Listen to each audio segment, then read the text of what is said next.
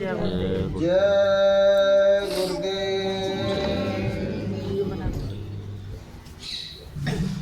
इस संसार में बहनों भाइयों हर मनुष्य सुख की तलाश में घूमता रहता है कि यहाँ कहीं सुख मिल जाए मुझको। पूरा जीवन हम सुख की चाहना में बिता देते हैं और मिलता दुख है।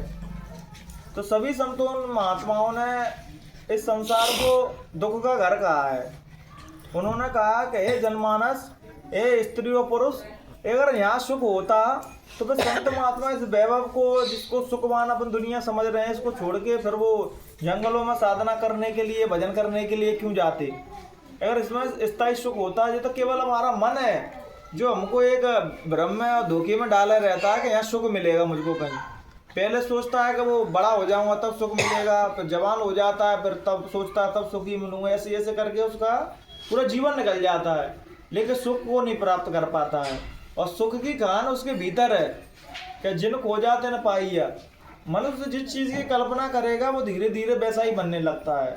आप कल्पना करोगे मुझे चोर बनना है, और फिर भाई मैं तुमने काम चालू कर दिया, धीरे धीरे आप चोर बन जाओगे। आप कल्पना करो कि नहीं मैं मृत्यु से पहले ईश्वर को पाके रहूंगा, जब ये दृढ़ संकल्प कर लोगे तो तुम्हें परमात्मा भी मिल जाएगा। यहाँ तुम जैसा चाहोगे वैसे धीरे धीरे बनने लगोगे, वैसी वैसी चीज़ें प्राप्त करने लगोगे। कहीं एक बच्चा डॉक्टर बनने की चाहना करता है तो वो किसी भी परिस्थिति से गुजर के डॉक्टर बन जाता है, कोई इंजीनियर बन जाता है। जैसे ही किसी ने ये ठाने कि मुझे भगवान से मिलना है और पूर्ण श्रद्धा के साथ, भक्ति के साथ, समर्पण के साथ उस रास्ते पर चलने लगा, तो वो एक समय आता है कि भगवान को ही प्राप्त कर लेता है। क्योंकि कुछ भी चीज़ दुर्लभ नहीं है। संत महात्मा कहते हैं कि मनुष्य में एक ऐसी बुद्धि है कि भगवान ने मनुष्य को अपना स्वरूप दिया है। जैसे भगवान स्वयं है वैसे ही मनुष्य को उन्होंने अपना वैसा ही शरीर दिया है। तभी तो अपने अंदर आत्मा जो डाली है वो मालिक का ही अंश है, वो परमात्मा का ही अंश है। लेकिन उसकी तरफ हम ध्यान नहीं देते। हमारी इंद्रियों का रुझान सब बाहर की तरफ दौड़ लगा रहा है। आंखें बाहर की चीज़ें देख रही हैं, कान बाहर की चीज़ सुन रहा है, सब चीज़ बाहर की तरफ दौड़ लगा रहा है। जब यही आंखें अपन अंदर की तरफ मोड़ने लगेंगे बहनों भाइयों, तो अपने थर्ड आई एक्टिव होने लगती है, जिसको शिव नेत्र कहा है, तीसरा नेत्र कहा, जिससे जिन आंखों से ईश्वर को देखा जा सकता है। इन चरम आंखों से ईश्वर को नहीं देख सकते आप। गीता में भगवान अर्जुन से कह रहे हैं, हे अर्जुन तो इन आंखों से मुझे नहीं देख सकते हो कि इन आंखों से तुम नाना प्रकार के खोटे खोटे कर्म, उल्टे सीधे काम करते हो, तो इन आंखों से मैं नहीं देखूंगा। ये तो इंद्रियों की आंखें हैं, अगर मुझे देखना है तो इस आंख से देखो।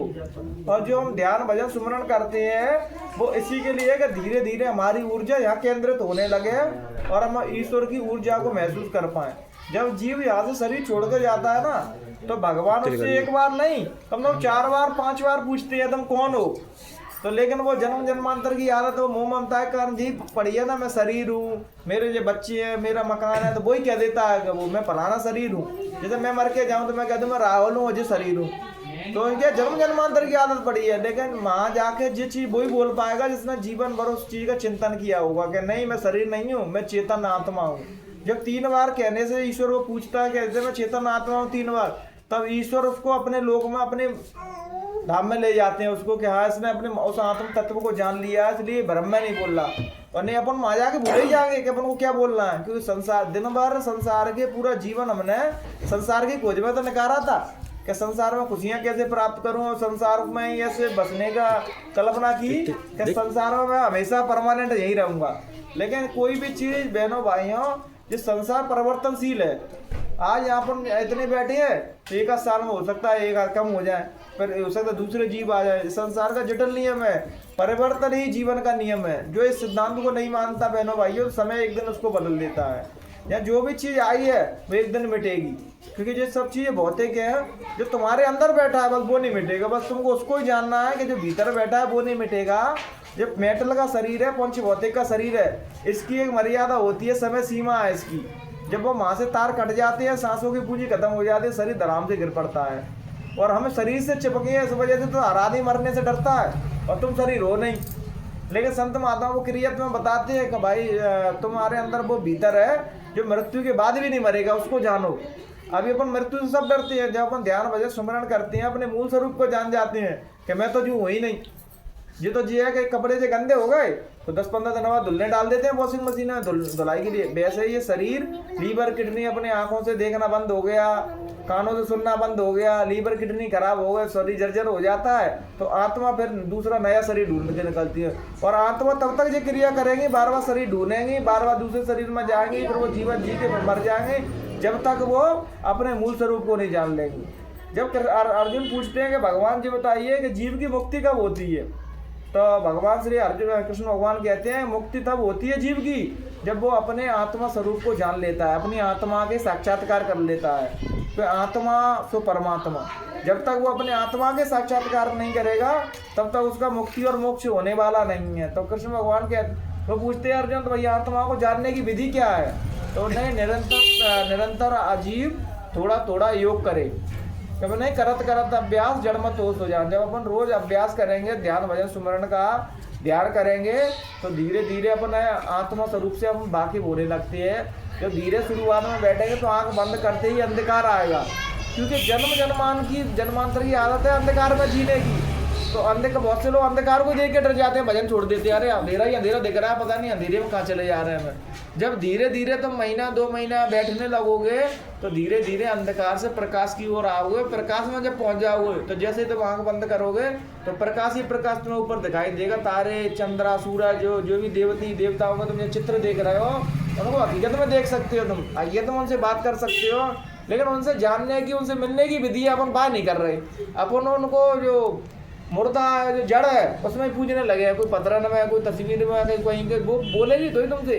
भाई बात कौन करेगा, मरा हुआ व्यक्ति तुमसे बात कर सकता है? बात वही करेगा जो चेतन है, और चेतन से चेतन की विधि आप कर नहीं रहे हो, चेतन से चेतन की मिली कर नहीं रहे हो।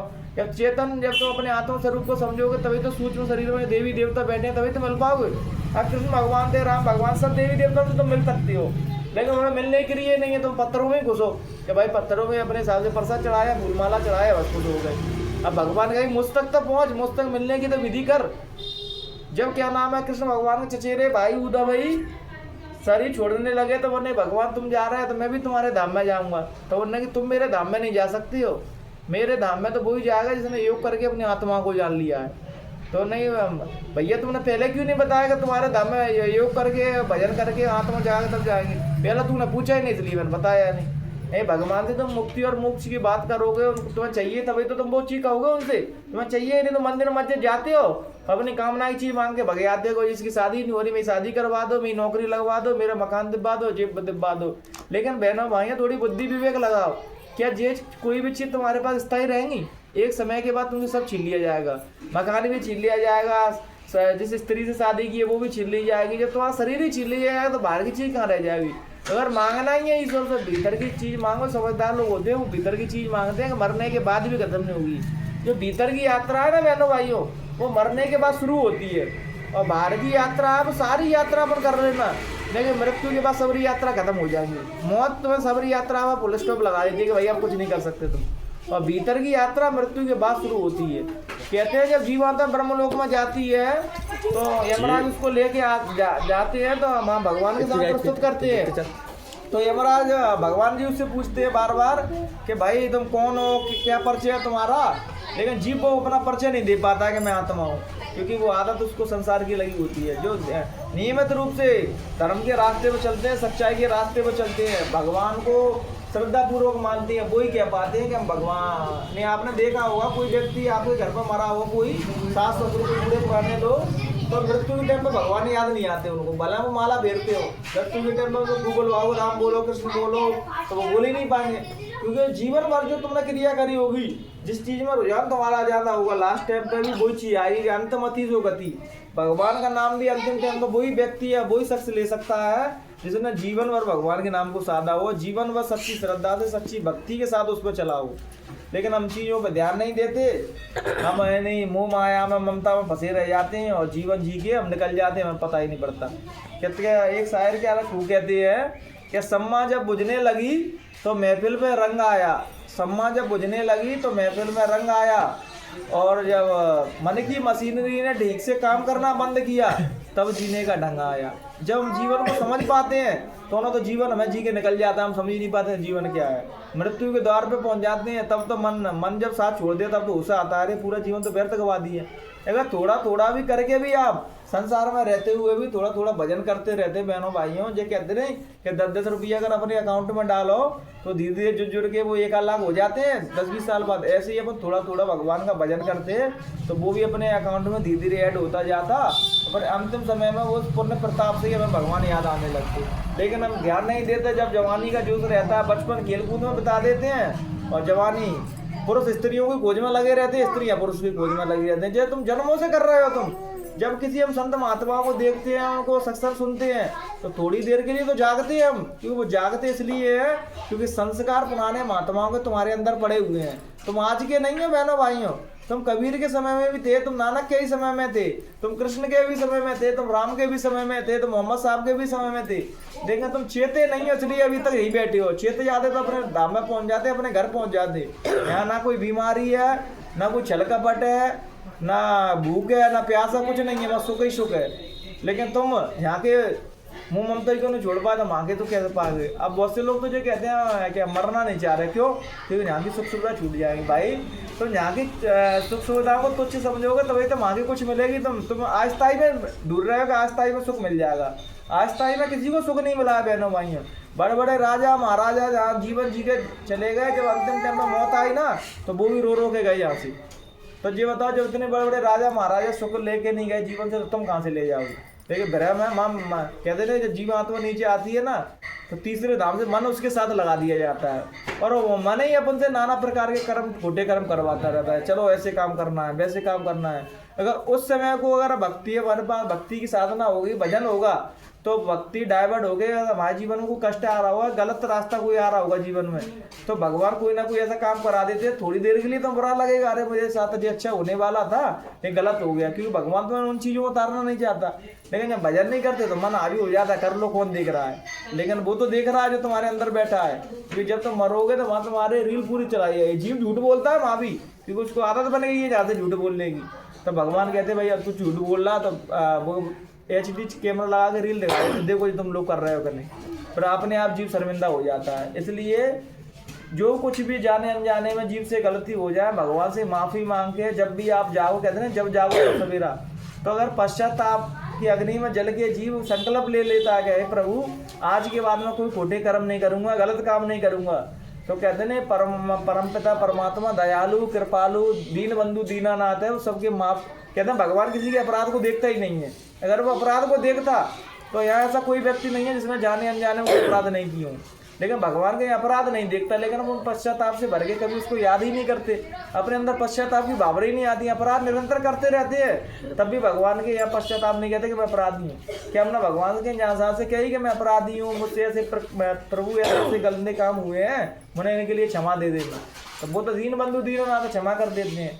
लेकिन अब पूरा जीवन निकल जाता है और भगवान को जिसको कहते हैं जिसको याद करना चाहिए उसको करते नहीं है, और जिसको याद नहीं करना उसके पीछे दौड़ लगाती है। संसार जो संसार किसी का भी नहीं हुआ बहनों भाई, ये तुम्हारा झूठा भ्रम है। जब तुम्हारे घर कोई मर जाता है तो उस पुरखे को भी यही भ्रम था कि ये घर परिवार मेरा है, संसार मेरा है, और यही घर के लोग जो सगे बंदे लोग उसको बांध के मरकटा में जलाए आते हैं। तो ये बताओ जो जीवन की सत्ता, इसको देख के भी नहीं चेत पाते तुम कि यहाँ कोई किसी का नहीं है। इस शरीर से सेवा के संत महात्माओं ने सेवा पर बहुत जोर दिया।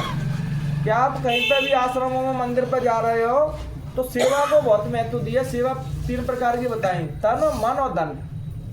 अगर आप धन से सेवा कर सकते हो धन से करो, मन से कर सकते हो तो मन से करो, शरीर से कर सकते हो। जैसे आपने देखा कहीं मंदिर मस्जिद के आश्रम पे तो वहाँ गंदगी डली है, झाड़ू उठाओ तो झाड़ू लगाने लगो, वहाँ खाना खिल रहा है, भंडारा चल रहा है तो तुमने देखा फर्श करने वाले कम है तो फर्श करने लगो।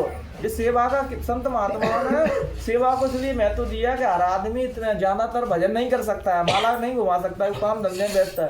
लेकिन अपन कहीं आश्रमों मंदिर में जाते हैं तो 1 घंटा या तो मंदिर की साफ सफाई कर आओ, या वहाँ झाड़ू पोंछा लगाया हो, या साफ सफाई कर आओ।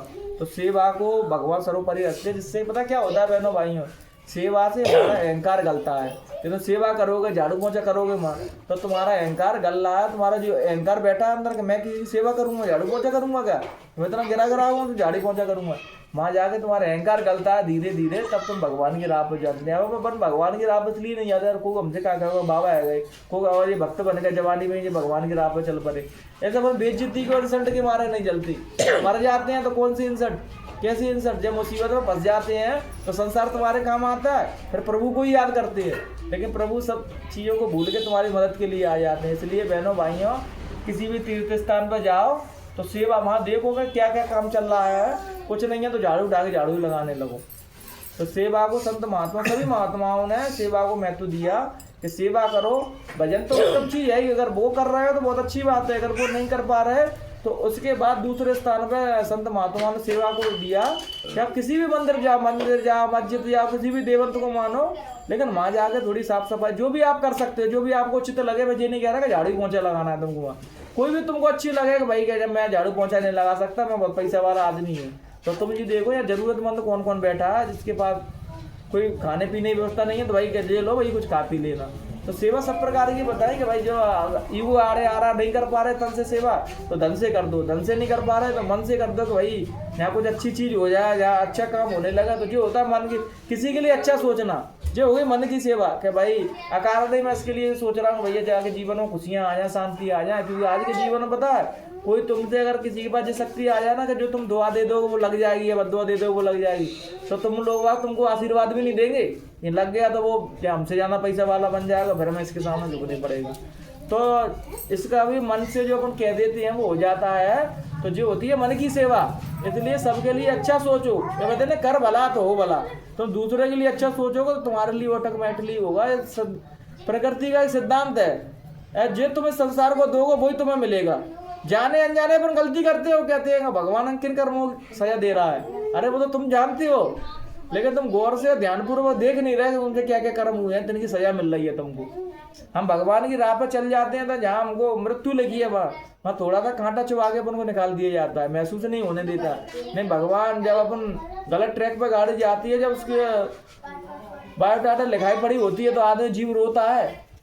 जब गरीबी कोई समस्या उसमें आदमी रोता है कि किन कर्मों की सजा मिल रही है, किसी कर्मों की नहीं मिल रही। तुमने जो बोया है वही काटना पड़ रहा है तुम्हें। अच्छा करोगे तो अच्छा मिलेगा, बुरा करोगे तो बुरा मिलेगा। कोई देखे या ना देखे वो तुम हमको हमेशा देख रहा है। आप ये कभी मत सोचिए कि मंदिर और मस्जिद या आश्रमों में जाके सत्संग में जाके भला बनूँ और वैसे खोटे कर्म करूँ, इससे कुछ होने वाला नहीं है। भले आप मंदिर नहीं जाओ, मस्जिद मत जाओ, सत्संग में कहीं मत जाओ, बाबा मावा न मानो या मत मानो, लेकिन तुम अपने जीवन में सच्चाई से, मेहनत से, ईमानदारी से अपना काम करो। भला तुम 2000 रुपये कमा रहे हो मेहनत से, लेकिन वो 2000 में घर में बरकत दिखेगी। तो ताकि करोगे 2000 में घर के नहीं चल रहा है। और जो आदमी 2-2 लाख रुपये कमा रहा है तब भी घर नहीं चल रहा है। ये बरकत का खेल होता है, 2-2 हज़ार में घर चल रहा है। इसलिए बहनों भाइयों, सच्चाई के साथ, ईमानदारी के साथ भगवान की राह में चलो। और भगवान हमको 24 घंटे देखता है क्या कर रहे हैं क्या नहीं कर रहे हैं। पर ध्यान भजन करेंगे तभी मन पर नियंत्रण पा सकते हैं। मन तुमको पता नहीं क्या क्या करा देगा, किन किन गड्ढों में गिरा देगा, तुमको खुद होश नहीं है। बस इन्हीं विचारों के साथ बहनों भाइयों हम अपनी वाणी को नहीं बढ़ाम देते हैं। अगर कहने सुनने में किसी प्रकार की त्रुटि रह गई हो तो अपना बेटा, अपना छोटा भाई समझ के हमें माफ कर देना।